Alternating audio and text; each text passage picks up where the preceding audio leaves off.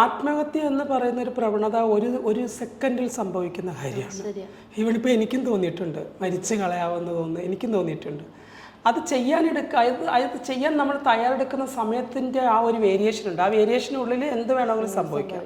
നമുക്ക് പുറകിലേക്ക് വലിയ മുമ്പോട്ട് ഓടാം, അങ്ങനെയൊക്കെ സംഭവിക്കാം. അപ്പം ഒരു മനുഷ്യൻ്റെ ഒരു അവസ്ഥയാണത്. ആ അവസ്ഥയിലേക്ക് കൊണ്ടെത്തിക്കാതെ സ്വയം നോക്കണം എന്നുള്ളതാണ്.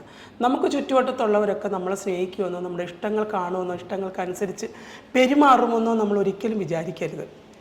അതെല്ലാം യാദൃച്ഛികമായി സംഭവിക്കുന്നതാണ്. ഒരു ബന്ധം തുടങ്ങുന്നതും അത് അവസാനിക്കുന്നതും യാദൃച്ഛികമായിട്ടാണ് അല്ലേ. എനിക്ക് അയാളോട് ബന്ധം കൂടണം എന്നുള്ള രീതിയിൽ പോകുന്നവരുണ്ട്. പക്ഷേ യാദൃച്ഛികമായിട്ട് ചില സുഹൃത്ത് ബന്ധങ്ങൾ ഉടലെടുക്കുന്നവരുണ്ട്. അത് യാദൃച്ഛികമായിട്ട് അത് അവസാനിക്കുന്നതുമുണ്ട്, അല്ലെങ്കിൽ പ്ലാൻ ചെയ്ത് അവസാനിപ്പിക്കുന്നവരുണ്ട് ഇല്ലേ. ഇതിനെയെല്ലാം നമ്മൾ ഉൾക്കൊള്ളണം. ഇതെല്ലാം നമ്മുടെ ചുറ്റുവട്ടത്ത് നടക്കുന്ന കാര്യങ്ങളാണ്. ഇതിനൊന്നൊരു പരിഹാരം മരണമല്ല എന്ന് നമ്മൾ സ്വയം തിരിച്ചറിയണം.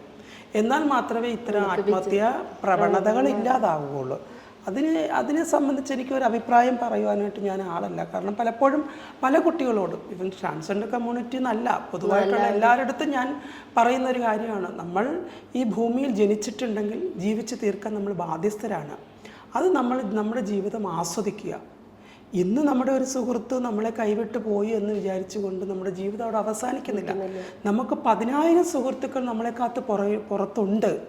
ആ ഒരു ചിന്തയിലൂടെ പോവുക. ഈ ഒരു സുഹൃത്തിന് വേണ്ടിയിട്ട് നമ്മുടെ ജീവിതം ഇല്ലാണ്ടാക്കിയാൽ 10,000ങ്ങളുടെ സ്നേഹം നമുക്ക് നിഷേധിക്കപ്പെടുകയാണ്. ആ ഒരു തരത്തിലേക്ക് നമ്മൾ പോകരുത്. ആത്മഹത്യ ഒന്നിനും പരിഹാരമല്ല.